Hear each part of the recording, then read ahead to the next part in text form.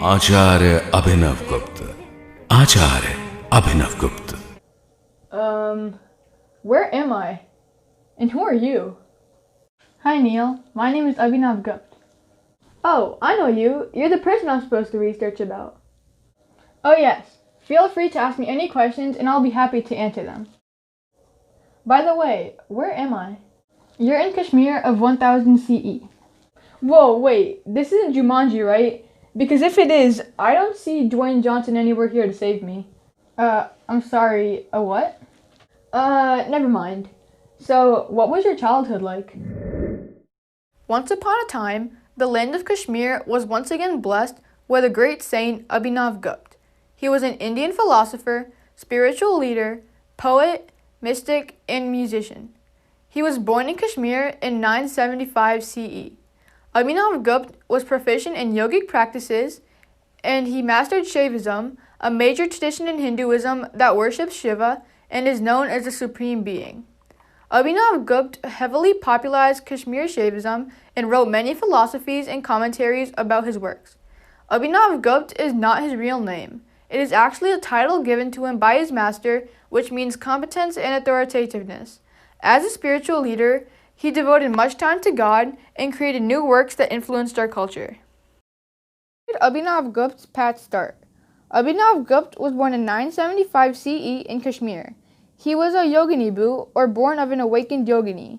Let me give you a small background of Abhinavagupta's ancestor, Uttari-Gupta. He came from modern UP, or known as Uttar Pradesh.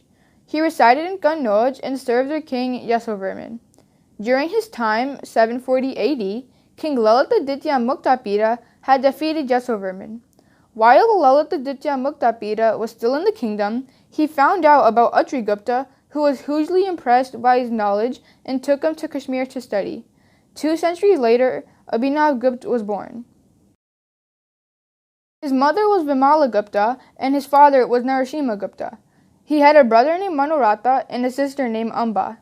He was born in a Brahmin family of scholars, and all of them had much dedication and devotion towards God. From generation to generation, scholars ran in the family. They all were great devotees to Lord Shiva. Just when Abhinavagupta was 2 years old, his mother passed away and his father was in great grief. Narasimha decided to have a relatively disciplined lifestyle, not a difficult one, but to have simple pleasures and not have self-denial. After experiencing such grief, he made sure that Abhinavagupta would not go down that path.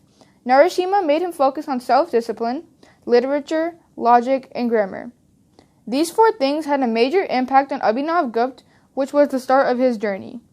He joined many schools with 15 teachers total to learn art, philosophy, Shaivism, Buddhism, and more. His main teacher was Lakshmana Gupta. Before Abhinavagupta, there were many schools about Kashmir Shaivism, but its popularity started decreasing. An important school, Pratyabhigna, taught about the philosophy of Kashmir Shaivism. Throughout his life, he was never married, and this was because in order to have the highest state of consciousness, he needed to have a clear mind. However, he had so many disciples that he loved so much, he considered them to be his family.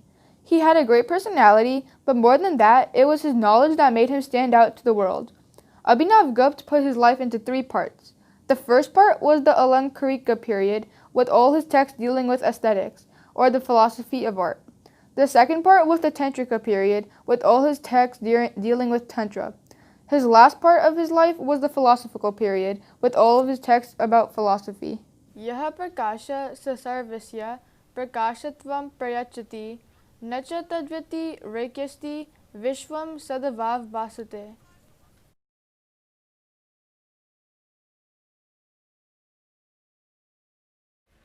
Abhinavagupta emphasized the teachings and principles of Kashmir Shaivism.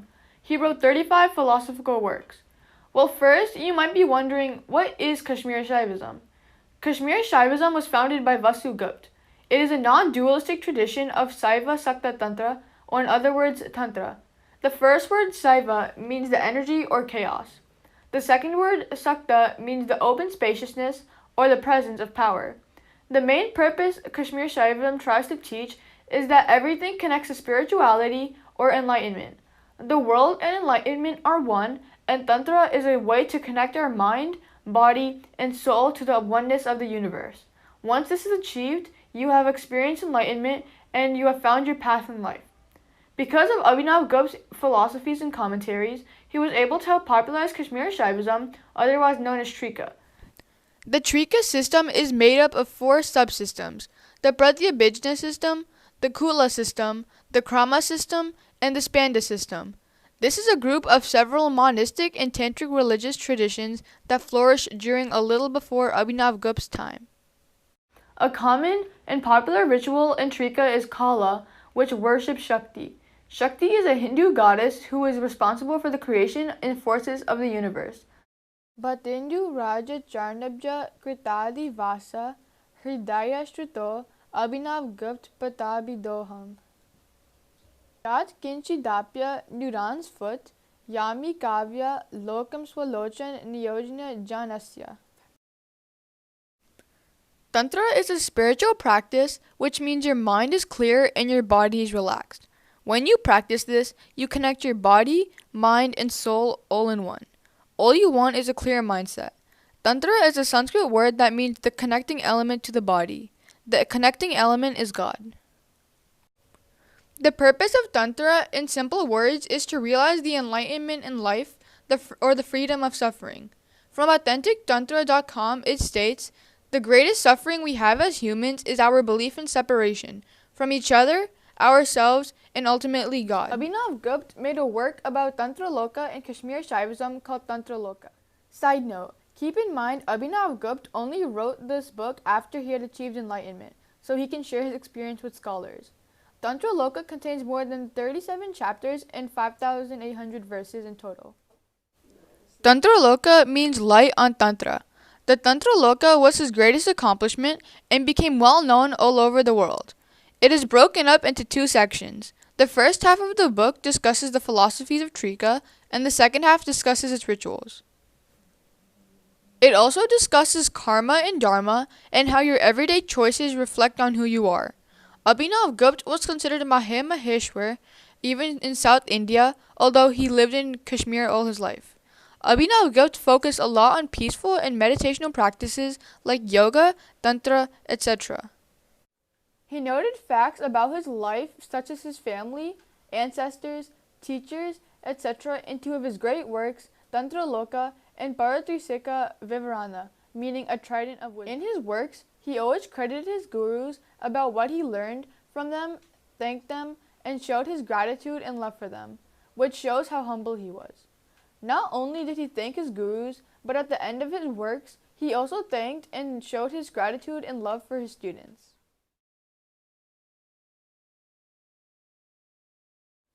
I made a whole other part to help you understand more about Abhinavagupta's works and why they were so special.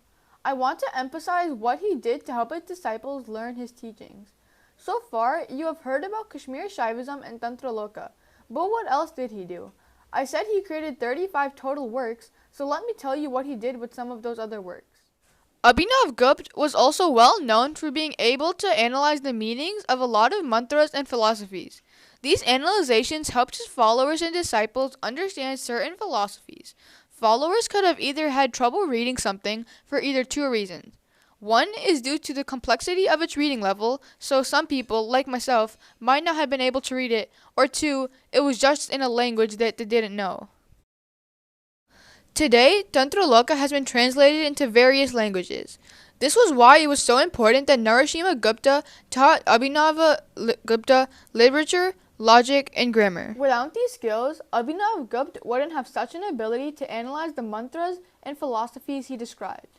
With all the philosophical works that he created, he was able to tie them with Kashmir Shaivism, and soon enough his name and works were spreading worldwide, and Kashmir Shaivism was being practiced more than ever. Now, Abhinavagupta's second most popular commentary is called Bhagavad Gita Rata Samagraha, a translation of the Bhagavad Gita. His other most popular commentary is called Abhinava Bharati, a commentary of an ancient Indian author Bharata Muni's dramatic work Natya Shastra. Natya Shastra is a work of poetry and dramatic composition which shows how a person can express themselves through poetic verses, music, dancing, and other types of aesthetic principles. In 1025 CE, Abhinavagupta walked into the Birwa cave to achieve nirvana. Unfortunately, when the Muslims invaded Kashmir, many of Abhinavagupta's works were either lost or destroyed.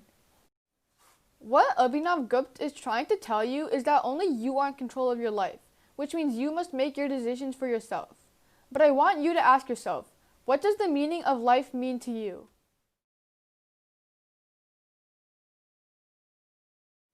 Without these skills, Abhinavagupta wouldn't have such an ability to analyze. Can you stop dancing? Sorry.